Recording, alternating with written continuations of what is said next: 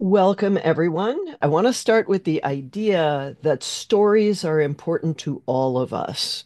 And stories bridge the gaps between people so that we can convey information in an expected way that makes our reader satisfied. There are many genres of writing. For example, you might like to read mysteries or science fiction novels or romances. And science fiction writing is also a genre. Why? Because genres have conventions.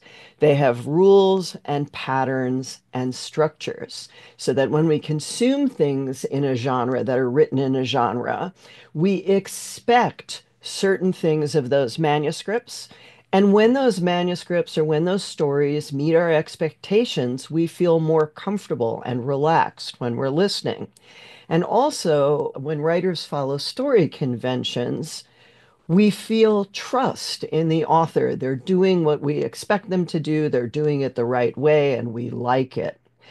If expectations aren't met, readers get annoyed, confused, and distrustful. And you will remember that from your own reading when you've been reading papers and they seem to violate the conventions of what you expect, and you don't like that. Suddenly don't trust the author. Genres develop because certain patterns achieve certain goals. So that when a fairy tale starts once upon a time, you know what to expect. And so it's the same thing with scientific stories. A scientific story is a successful pattern that's been standardized through its use. Scientific papers are teaching stories, and every single culture has its teaching stories because, as I mentioned, they bridge ideas and give them to audiences so audiences can assimilate them quickly. And they're also an engaging way of transferring knowledge. We know the difference between a lecturer who holds our attention through good storytelling and a lecturer who is so boring that we are falling asleep while they're talking, even when the subject is interesting. Because the listener or the reader is engaged in a good story, they foster meaningful and memorable exchange so that we come away from it feeling enriched. And when we do that, when we tell stories, we turn our passive readers and listeners into active participants in the science that we are doing and then that they will do. And it may sound funny, but the best model for scientific storytelling that I have ever found is a certain kind of fairy tale. It's a fairy tale that's categorized by people who study fairy tales as a fairy tale of tests or trials. And I'll give you a very brief little story here. Once upon a time always opens a fairy tale, so you know it's a fairy tale. And then it sets the scene. Let's say a castle in a kingdom where there is a king and the king's three children. And the king has a problem. They have to decide who is going to inherit the throne.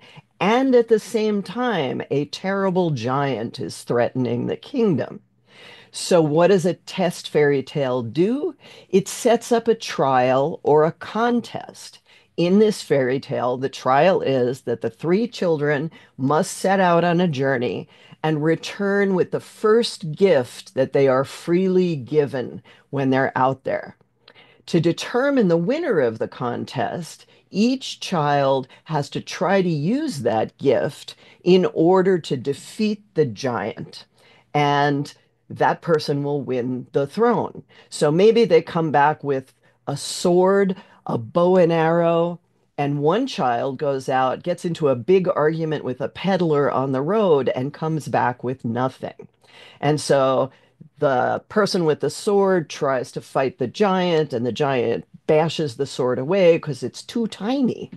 And then the person with the bow and arrow shoots the giant and gets them squarely in the chest, but it bounces off because the giant has very thick skin. But the third child, who seemed to come back with nothing, gets into an argument with the giant and gets the giant so frustrated and tricks them so that the giant jumps off a cliff and kills himself. So the moral of this story would be wit and intelligence are preferable to brute strength. And there's an arc, a story arc to a fairy tale, which I made a little story slide about, so I hope it'll be easy to remember.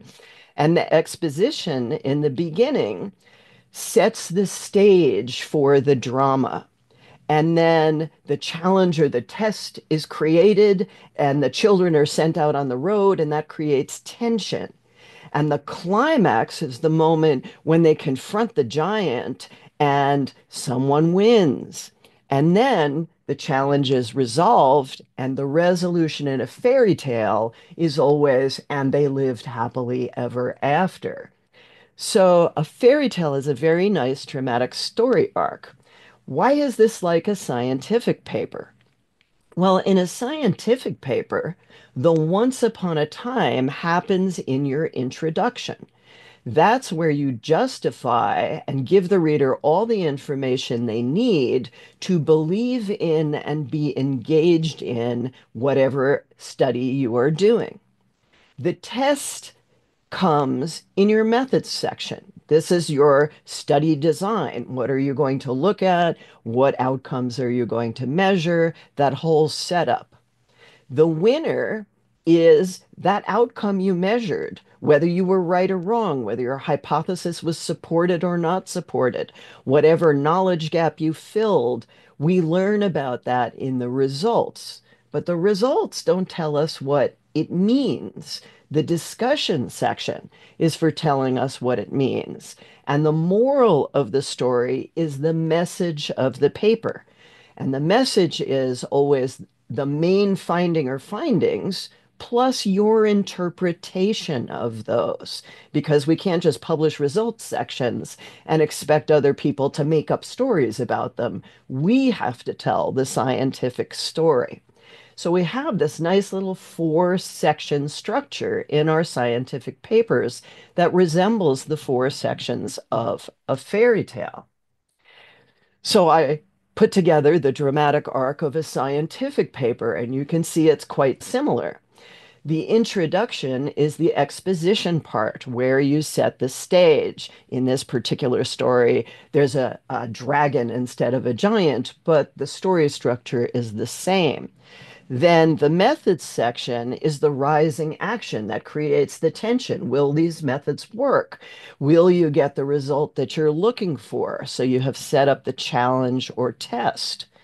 As you do your analysis and you get your results, you're resolving that challenge. Your climax is analyzing your outcome data.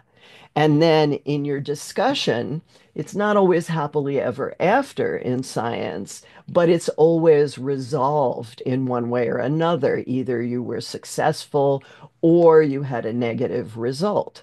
So it's the same kind of story structure in both slides. When you're telling a story, and you'll know this from friends, some of whom tell good stories and some of them who tell stories that wander off track or get too long or where they digress, you know that a good story is only as long as it needs to be. If you give people too much background, if your introduction is too long, it gets distracting. And if you give them too little and they don't know who the characters are or what their relationships are, then they get confused.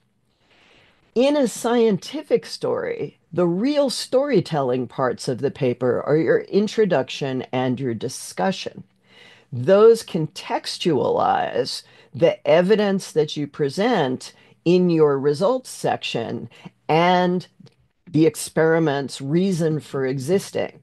So methods and results support your scientific story, but they actually don't tell the story. You have to tell the story, which is why we write introductions and conclusions and what makes it important that we write them well. You're going to, because the results don't tell a story, have to summarize your main findings and put them in context discuss your limitations, discuss their implications, and just like a good fairy tale leaves you with the moral of the story, a good scientific paper should leave you with the message. Too often, I see scientific papers trailing off or leaving you with future researchers should explore this more deeply, when that's not really the message of the paper. The message of the paper is really your main findings and what they mean about first the most important things. In medicine, often that's clinical, it might be policy related, it might be technical, it might be methodological. It's not usually future research unless you're doing a pilot study that says now we should enter a phase 2 trial. So you want to leave them with your message. Another thing that we have to remember when we're telling stories is that stories move a reader through time. We know everything we know in our head all at once. But the only way we can communicate it to other people is to spool that out in a thin string, and they receive it one thing after another thing after another thing after another thing. So we have to discipline ourselves to remember that someone else is receiving this, and we have to tell it in the right order. So I think of this as walking with my reader step by step so that I can guide them and keep them on track and engaged in the story. And the genre format rewards the reader with the information they expect where they expect it. And then what I want to do is I want to leave them with a good message that makes them feel that they got something from the paper, that they have a takeaway. So if someone else says, "Hey, what was that paper about?" they will summarize my message and share it with other people. Why does it matter to do this? Some people, some scientists say, "I'm not a storyteller, I do science." But scientific storytelling isn't just decoration. Stories make research meaningful, persuasive, and memorable. And that's especially important, for example, if you're writing a grant application. You'd better have a good story there. So, to recapitulate, genre conventions build trust, they make your work easier to read, and your audience will understand what you did and why you did it and why they should care about it. If you guide your readers step by step and leave them with a message that they'll remember, you will convey your science in an effective manner, and they will be able to take your science and use it because science is a dialogue between scientists. That's the end of my little lecture, and I am happy to take questions and field comments. I hope you enjoyed it and engage.